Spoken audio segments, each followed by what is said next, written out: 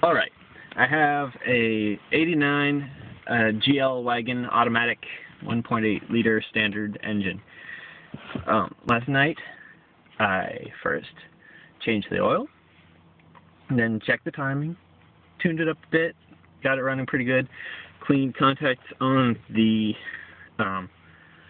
throttle position sensor, and did some other little things here and there. Got done at about 2:30 a.m. Not bad, since I started on it at midnight or so. Anyway, yeah, I got the fan working really well, and most of the time it was idling as I was adjusting things. So, and it was running pretty well. I turned the idle down because it was idling fast. Anyway, so I was just about done. I shut it off, and the whole time, the little bell that dings, kind of a mechanical chime that tells you your keys are in and the door is open, had been chiming, like ding, ding, ding, and it's getting kind of annoying. So I was like, well, there's no stereo in here, and it's coming from right beside the bay where the stereo is, so maybe I can just disconnect it. So I'm poking around in there, like feeling for the thing that's vibrating and dinging like a bell, and like I poke something, and it stopped dinging. And I was like, oh, fair play. That was easy. Unfortunately, then I go to start the car, doesn't start. I thought that was kind of weird because it was just running. So yeah, it cranks, but no ignition whatsoever. I'll skip the long story for the symptoms and combination. It would only start and run. It would only start and run if the door was closed, the dome light was on door, not off or on. The back dome light was on door, not off or on. And yeah, the door is closed. And then it would start and run, and most of the time it would rev up to 3,000 and then stay there for a while and then shoot down to really low, sometimes die. That's weird. Okay, it gets weirder. With the door open, the dome light would come on, obviously, but the back dome light wouldn't come on, no matter what position I had it in, except if the door was closed and the ignition was on.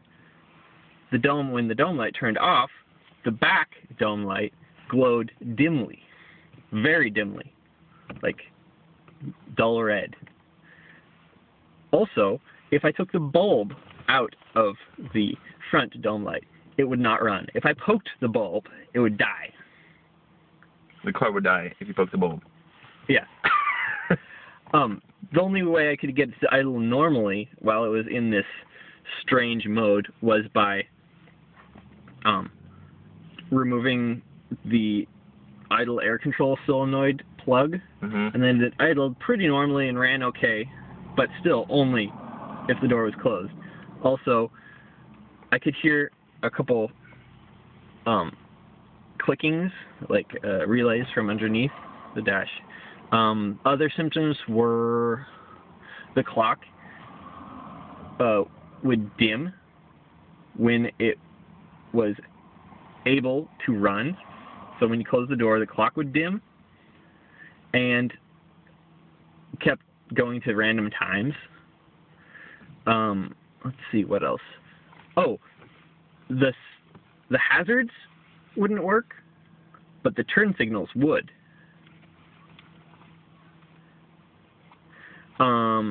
Oh, and this whole time there's no normal chiming, but then sometimes it would do the 3 chimes for your seatbelt. But that was pretty random too. Anyway, so I tore apart the dash to like, look for something that had gone bad. After I checked all the fuses and they're all fine. Some of them were slightly melted looking, but not blown. Odd. Anyway, I eventually found on top of the ECU, there's a bracket that it mounts to, and on top of that, there are two strange relays. One brown, one metal and cylindrical.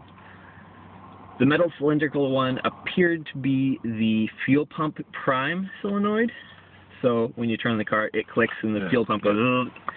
The brown one had 6 poles, so it had the coil and then 2 switches inside. Mm-hmm. I didn't have my meter with me, so I don't know how it was connected. But with it unplugged, everything acted different. It still wouldn't start, but like the dome lights and the lighting inside was back to normal, sort of, kind of. And the clock was at normal brightness. So I figured that had something to do with it. I then, by randomly shorting out different poles on that, of the 4 switched poles, I was able to get the dinger to work, get the hazards to make a loud buzzing sound from the relay, like, switching on and off quick. And then I finally found the combination, which was just bridging the poles that were farthest from the coil. Mm-hmm. So there's an array of 4. I just bridged the top 2, and everything went back to normal. Though, if I connected the bell when it should have chimed, the clock and some other lights got dimmer in a pulsating manner. So I'm thinking what happened is I poked the bell, it shorted out, like the coil in it went short, and it killed something. I don't know what it killed, but something in the circuit that the top 2 connections are supposed to close but didn't. So I have a piece of wire bridging in a back probed manner that one relay, and it fixed everything. But to get to it, you have to take a panel off, pull the wires down, take the ECU down, and then on top of the ECU, unscrew another bracket that's in the ECU bracket, pull that down, and it's up there. And that's why I got an hour of sleep last night. Oh, and now half the time, if the car is off, the hazards make a buzzing noise. But if it's in run, they flash fine. And everything else works okay. And the back dome light isn't glowing dimly with the car on. So, and I can take the bulb out and it still runs. So it's working okay. It's just a weird thing from my $200 car.